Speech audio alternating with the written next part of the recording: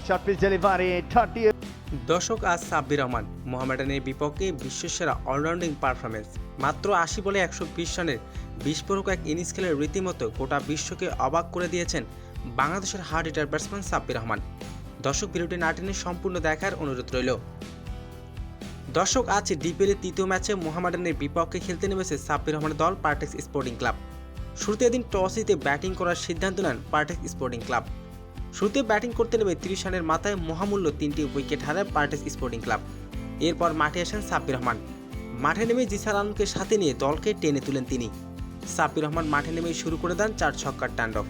সাব্বির এদিন দেখিয়েছে নিজের চেনা রূপ। সাব্বির রহমানের বিধ্বংসী ব্যাটিংয়ে এদিন বড় পুঁজি পায় পার্টেক্স স্পোর্টিং ক্লাব।